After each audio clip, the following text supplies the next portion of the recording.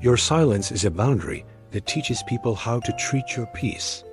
There's a kind of power that doesn't shout, a kind of strength that doesn't argue, a kind of protection that doesn't explain itself. It's called silence. Not the silence of weakness or fear, but the silence that says, I value my peace more than proving a point. Your silence is not emptiness. It is a boundary, and boundaries are lessons. Every time you choose silence instead of reacting, you are teaching people how to treat you. You are teaching them what has access to your energy and what doesn't. Silence is not passive, it's intentional. Many people misunderstand silence. They think if you don't respond, you've lost. If you don't defend yourself, you're weak. If you don't argue back, you agree. But real silence is not submission, it is selection. You are selecting what deserves your attention. Imagine someone criticizing you unfairly. They expect you to react. They expect emotion. They expect defense. When you respond with calm silence instead, something powerful happens. You remove the fuel, and without fuel, conflict dies. Your silence says, I will not participate in disrespect. I don't need to prove my worth. My peace is not up for negotiation. That is not weakness. That is emotional discipline. Example 1. The argument that never happens. Let's say a coworker tries to provoke you. They make a sarcastic comment in a meeting. Everyone looks at you, waiting for your reaction. You might have snapped back, or defended yourself, or replayed the moment in your head all day. But the evolved version of you simply smiles and says nothing. You continue your work. That silence does 3 things. It shows you are not easily shaken. It denies them control over your emotions. It signals that your energy is not available for petty conflict. Over time, people learn something about you. You are not an easy target, not because you are aggressive, but because you are grounded. Silence protects your inner environment. We protect our homes. We lock our doors. We choose who enters. But how often do we protect our inner world? Your mind is an environment. Your nervous system is an environment. Your peace is an environment. And not everyone deserves access. When you argue with someone who thrives on drama, you invite chaos. When you explain yourself repeatedly to someone committed to misunderstanding you, you exhaust your spirit. Silence is how you close the door. It says, I am not available for this. And sometimes, that's the only explanation needed. Example 2. The family dynamic. Maybe you have a family member who constantly criticizes your life choices.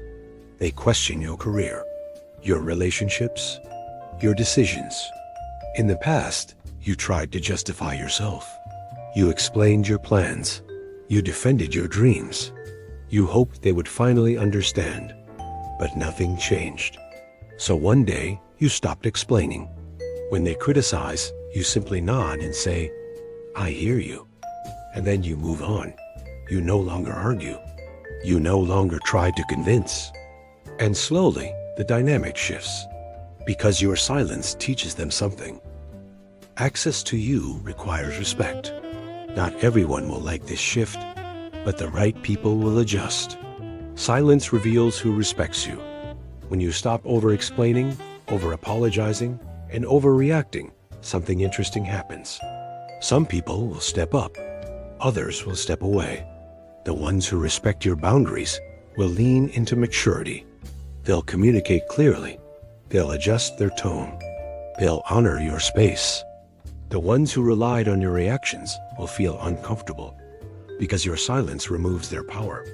And that discomfort is not your responsibility. Example 3. Social media and public criticism. Imagine someone leaves a negative comment under your video. They question your credibility. They insult your message.